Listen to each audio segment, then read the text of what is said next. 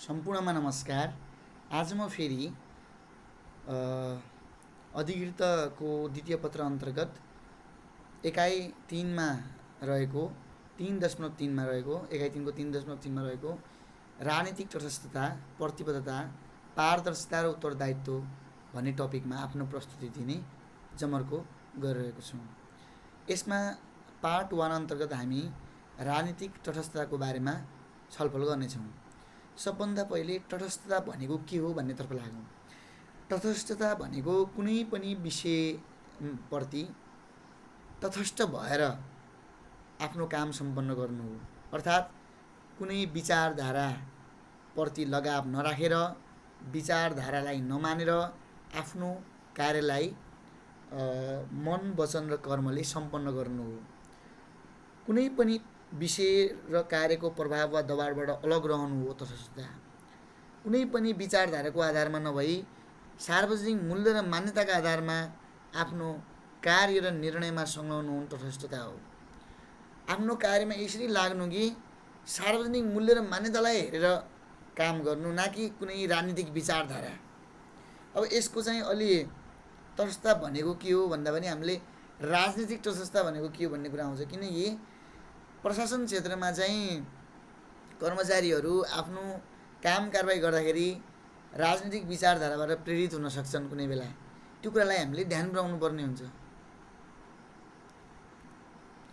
राजनीतिक तटस्थता भनेको कुनै पनि विचारधारा वा आस्थाबाट प्रभावित नभई निष्पक्ष रूपमा काम गर्ने सिद्धान्त हो। कुनै पनि जस्तो राजनीतिक विचारधारा त धेरै हुन्छन्। समाजवादी विचारधारा, पुँजीवादी विचारधारा, माओवादी विचारधारा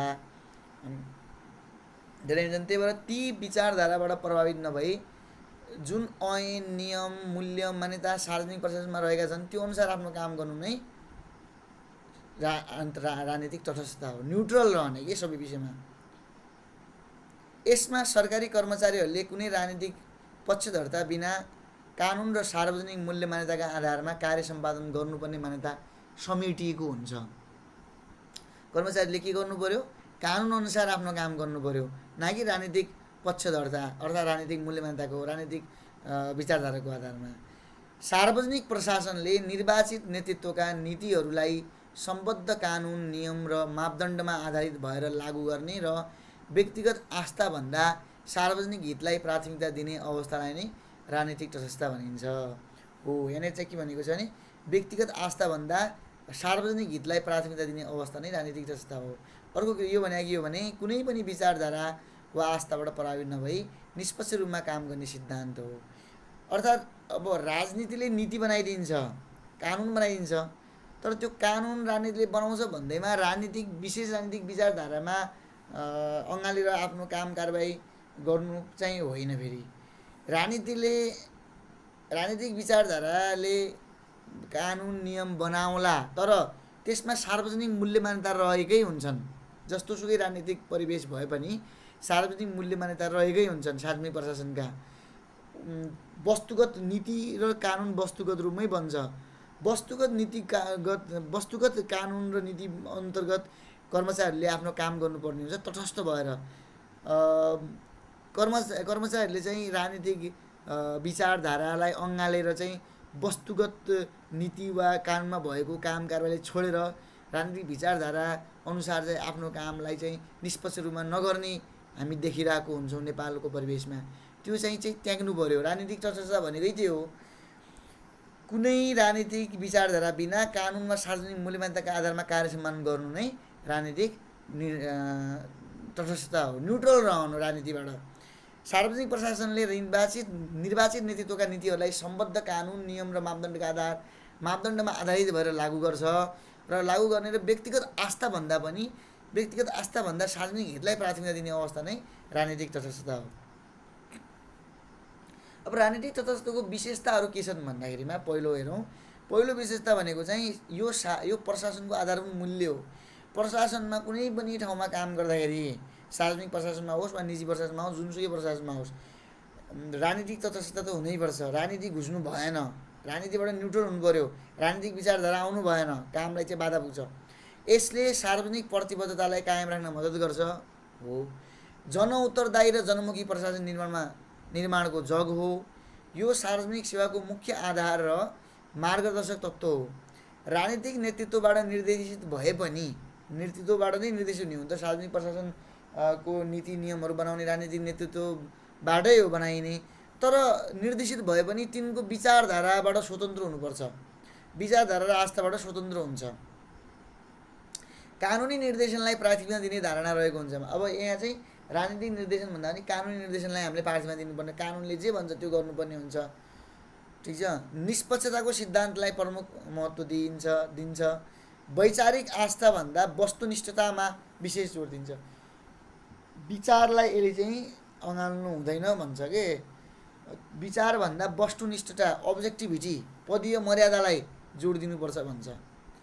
काम जे हो मूल्य अनुसार काम गर्नु पर्यो। सार्वजनिक मूल्य मान्यता अनुसार कानुनमा जे भनेको छ त्यो अनुसार काम गर्नु पर्यो। वैचारिक आस्था राख्नु भएन। राजनीतिक तटस्थताको अवधारणा हेरौँ त कसरी यो आयो भन्ने कुरा हो। यसको अवधारणा अन्तर्गत कमा हामी पृष्ठभूमि हेर्छौँ, खमा चाहिँ अवधारणाको विकास कसरी भयो भनेर हेर्छौँ। कमा पृष्ठभूमि अन्तर्गत यसको दार्शनिक आधार के हो, सैद्धान्तिक आधार के हो भन्ने कुरा गर्छौँ। प्रशासनमा तटस्थता कायम राख्ने सोच हो। प्रशासनमा चाहिँ तटस्थता कायम राखेनौँ भने प्रशासन अलि चाहिँ सुस्त हुन्छ भन्ने विचारधारा छ। प्रशासन चाहिँ राजनीति केन्द्रित हुन्छ, सुस्त हुन्छ, राजनीति नियन्त्रित हुन्छ भन्ने धारणा छ। राजनीतिक अस्थिरता भयो भने जस्तो प्रशासनमा तटस्थता भयो भने चाहिँ के हुन्छ भने ब्युरोक्रेसी चाहिँ जहिले पनि एउटा चाहिँ पर्मानेन्ट गभर्मेन्टको रूपमा रहिरहन्छ। प्रशासनलाई विचार र आस्थाबाट अलग राखेर सेवाप्रति प्रतिबद्ध बनाउने सिद्धान्त हो। जनउत्तरदायी सार्वजनिक सेवा प्रवाहको धारणा। अर्को यसको के भन्छ भने अर्को जनमुखी प्रशासनको सोच, जनतामुखी प्रशासनको सोच नै तपाईँको राजनीतिमुखी। प्रभावकारी कार्य सम्पादनका लागि तटस्थताको अवधारणा। अब यदि कार्य सम्पादन चाहिँ प्रभावकारी बनाउने हो भने तटस्थताको अवधारणा लागू गर्नै पर्ने हुन्छ। यसको दर्शनबाट पनि प्रमाणित हुन्छ। दार्शनिक आधार नै यही हो।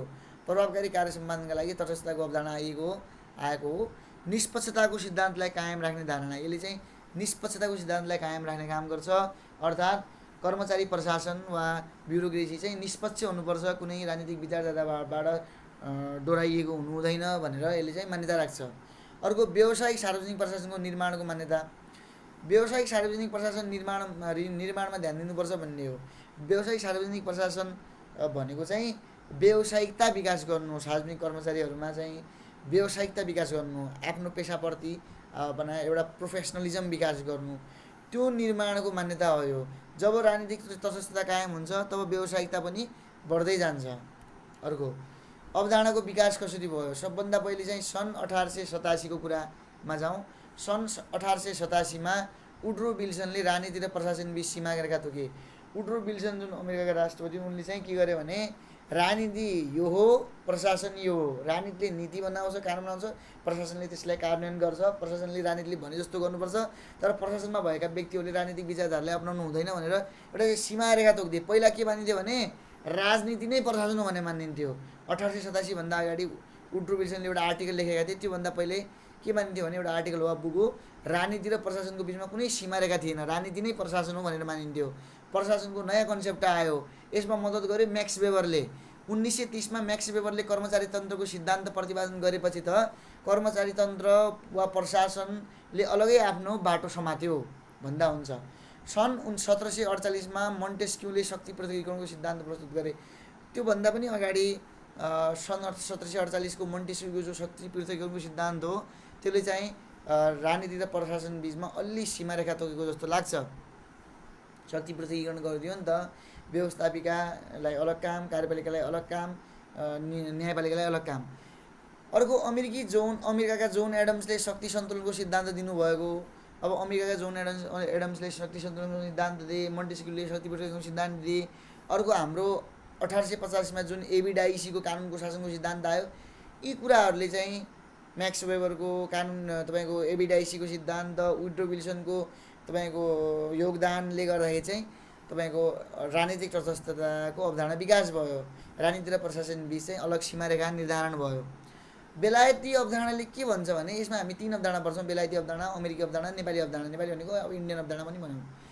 यसले के भन्छ भने कर्मचारीहरूले राजनीतिक आस्थाबाट अलग रहनुपर्छ। भन्छ यसले। राजनीतिक आस्था भए पनि कार्यमा असर पार्नु हुँदैन भन्ने हो। अब राजनीतिक आस्था त अलिअलि होला, भित्र चाहिँ देखाउनु भएन भन्ने कुरा पनि हो। अमेरिका दानाले के भन्छ, राजनीतिलाई बुझ्न पाइने तर भन्यो, राजनीतिलाई बुझ्न त पाइन्छ तर विचार व्यक्त गर्न नपाइने। अब बुझ्न चाहिँ तपाईँ बुझ्नुको लागि चाहिँ राजनीति दिनभरि बुझ्न सक्नुहुन्छ, जे त्यसमा चाहिँ कर्मचारीलाई कुनै रोकटोक छैन बुझ्नको लागि। कर्मचारीले चाहिँ बुझ्न सक्छ, त्यसमा चाहिँ गहिरिएर राजनीति भनेको के हो भनेर सबै कुरा लेखहरू पढ्न सक्छ, बुझ्न सक्छ। तर चाहिँ त्यो काममा असर पर्नु भएन। कर्मचारीहरूले दलगत राजनीतिबाट अलग रहनुपर्ने, गुटहरूमा लाग्ने जस्तो कर्मचारीहरू भन्दा पनि शिक्षकहरूमा देखिन्छ बढी जसो राजनीतिक दलहरूमा सामेल हुने परिपाटी कर्मचारीहरूबाट पनि व्याप्त छ हुन त। अब नेपाली अवधारणाले के भन्छ भने कर्मचारी र राष्ट्र सेवकहरूले राजनीतिक तटस्थता अपनाउनु पर्ने धारणा छ। विभिन्न ऐन नियम र आचार संहिताबाट तटस्थता कायम गर्न व्यवस्था गरिएको छ। प्रशासनको मूल मर्म र धर्मको रूपमा तटस्थतालाई विशेष महत्त्व दिएको छ, तटस्थ रहनुपर्छ भन्छ। राजनीति शास्त्रका सिद्धान्तहरू हेरौँ है। राजनीति शास्त्रको एउटा सिद्धान्त छ कानुनको सिद्धान्त। यसले के भन्छ भने कर्मचारीहरूले कानुनी मार्गदर्शन अनुसार काम गर्नुपर्छ भन्छ। पृथकताको सिद्धान्त यसले के भन्छ भने प्रशासनलाई राजनीतिक विचारधाराबाट अलग राख्नु भन्छ। अर्को निष्पक्षताको सिद्धान्त यसले के भन्छ भने कुनै पक्षपात बिना काम गर्नु भन्छ। पदीय मर्यादाको सिद्धान्तले पदको गरिमा र मर्यादा अनुसार काम गर्नु भन्छ। अरू योग्यता प्रणालीको सिद्धान्तले योग्यताको आधारमा कर्मचारी छनौट र नियुक्ति भन्छ। जनउत्तरदायी प्रशासनको सिद्धान्तले जनताको सेवा र उत्तरदायित्वमा केन्द्रित प्रशासन भन्छ। यसरी सिद्धान्तहरू छन् राजनीतिक तटस्थताका। अब राजनीतिक तटस्थताको उद्देश्य के हो त? किन यो अवधारणा आयो? किनकि सुशासन कायम गर्न, विधिको शासन रुल अफ ल कायम गर्न, कर्मचारी तन्त्रमा निष्पक्षताको मूल्य स्थापित गर्न, सार्वजनिक सेवालाई प्रभावकारी र गुणस्तरीय बनाउन, प्रशासनलाई जनमुखी बनाउनु अनि यसको उद्देश्य हो। प्रशासनिक प्रतिबद्धता स्थापना र प्रवर्धनमा सहयोग पुर्याउनु, सरकारी कर्मचारीलाई विचार र आस्थाबाट अलग राख्नु, यो एकदम जरुरी छ। कर्मचारी तन्त्र चाहिँ राजनीतिक विचारधाराबाट अलगै हुनुपर्छ, त्यो काममा असर गर्छ। त्यसले एउटा गुड बन्यो भने चाहिँ कर्मचारीहरूले चाहिँ हामी पनि हामी पनि बनाउन सक्छौँ, नेता बन्न सक्छौँ भन्ने जस्तो सोच लिएर तिनी अगाडि बढ्छन्। कोही कर्मचारी चाहिँ अब तपाईँको अधिकृत छोडेर पनि तपाईँको मेयरमा उठिरहेको हामीले देखिरहेको थियौँ। राजनीतिक प्रभावबाट मुक्त स्वच्छ प्रशासनिक प्रणालीको विकास गर्नु, राजनीतिक प्रभावबाट यसले मुक्त हुन सघाउँछ। अर्को स्वच्छ प्रशासनिक प्रणालीको विकास गर्नु यसको उद्देश्यहरू हो।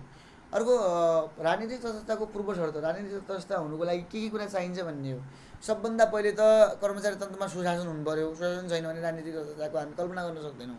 अर्को विधिको शासनको प्रवर्धन, प्रशासनिक प्रतिबद्धता कायम रहनु पर्यो, असल राजनीतिक संस्कृतिको विकास हुनु पर्यो, सक्षम र इमान्दार राजनीतिक नेतृत्वको आवश्यकता हुनु पर्यो, आवश्यकता पर्छ यसमा।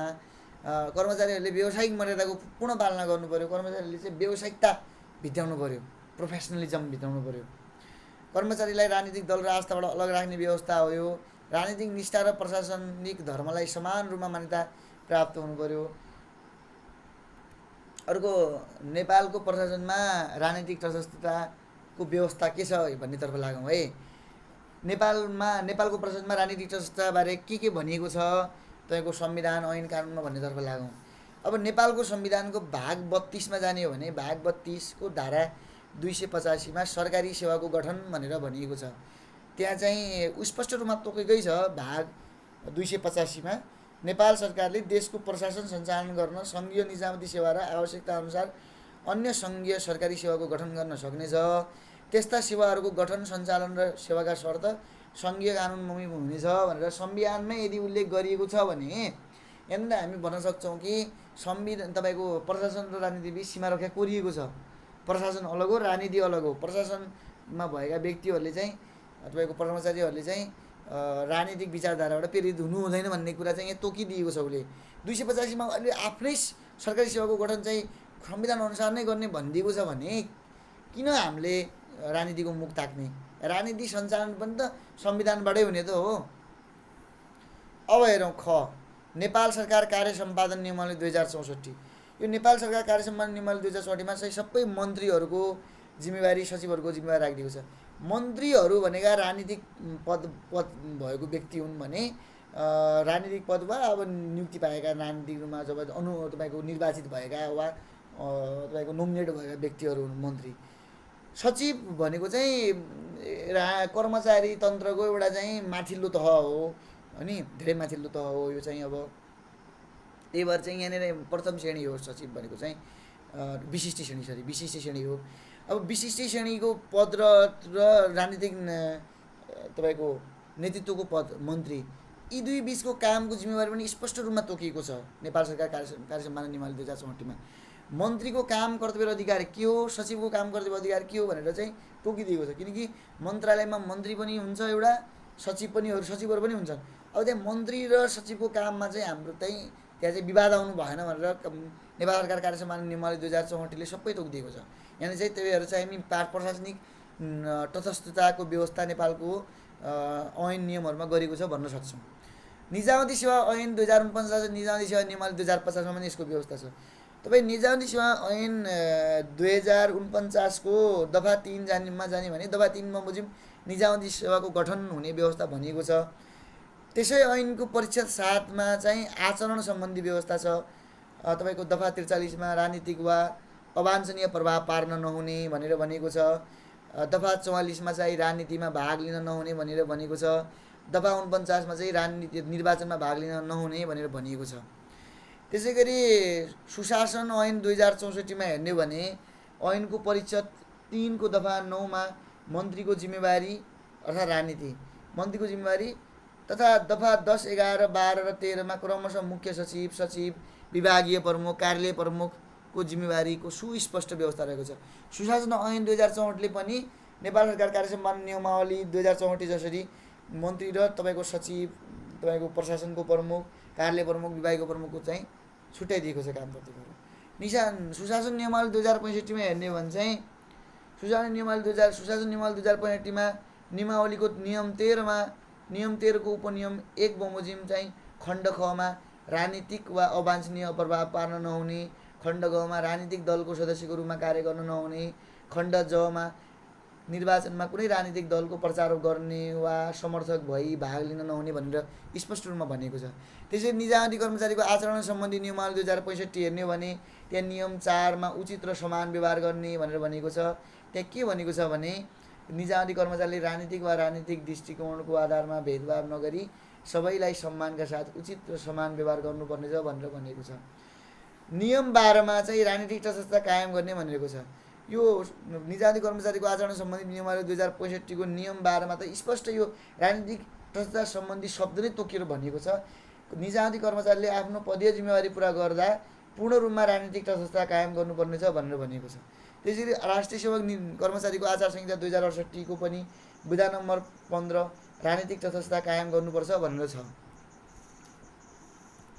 यसरी राजनीतिक तटस्थता सम्बन्धी समस्याहरू नेपालमा हेरौँ। अब समस्याहरू के छन् त? ती अब सुशासनको कमी, विधिको शासन कमजोर छ, कर्मचारीहरूमा प्रशासनिक निष्ठाको अभाव छ, सरुवा राजनीतिक प्रभावबाट हुन्छ नेपालमा, असल राजनीतिक संस्कृतिको स्थापना र पालन भएको छैन नहुनु, ट्रेड युनियनहरूले राजनीतिक सङ्गठनका रूपमा प्रशासनमा हस्तक्षेप गर्नु, सार्वजनिक सेवा प्रवाहमा राजनीतिक भनसुन र सोर्स फोर्सको प्राथमिकता पाउनु। अब यसलाई कसरी समाधान गर्ने भन्ने कुरा त्यही हो। सुशासनमा प्रोत्साहन गर्नु पर्यो, विधिको शासनलाई पालना गर्नु पर्यो, कर्मचारी तन्त्रमा प्रशासनिक निष्ठा विकसित गर्नु पर्यो, प्रशासनिक प्रणालीलाई राजनीतिक प्रभावबाट मुक्त राख्नु पर्यो, असल राजनीतिक संस्कृतिको स्थापना र विकासमा जोड दिनु पर्यो, ट्रेड युनियनको अनावश्यक हस्तक्षेप हटाई प्रशासनिक प्रतिबद्धता बढाउनु पर्यो, सेवामा भनसुन र सोर्सफोर्सको संस्कृतिलाई हटाउन निष्पक्षताको कडा पालना गर्नु पर्यो। यस्ता उपायहरू अपनाएर चाहिँ हामी प्रशासनमा चाहिँ राजनीतिक तटस्थता कायम गर्न सक्छौँ। नेपालको परिप्रेक्ष्यमा हेर्ने भने चाहिँ राजनीतिक तटस्थता सम्बन्धी ऐन नियम संविधानमा स्पष्ट रूपमा व्यवस्था गरेको छ। यसलाई चाहिँ समाधान गर्नुको लागि चाहिँ अब चाहिने भनेको यसलाई व्यवहारमा उतार्नु हो। त्यही भएर जति सक्दो व्यवहारमा उतार्न यदि कर्मचारीले सक्यो भने चाहिँ नेपालको चाहिँ कर्मचारी तन्त्र एकदम बलियो र प्रभावकारी हुनेमा दुई मत छैन भन्न सकिन्छ। आजको लागि यति नै। म भोलि चाहिँ प्रतिबद्धता सम्बन्धी टपिकमा आफ्नो प्रस्तुति दिनेछु। अहिलेको लागि यति नै। शुभ दिन। धन्यवाद।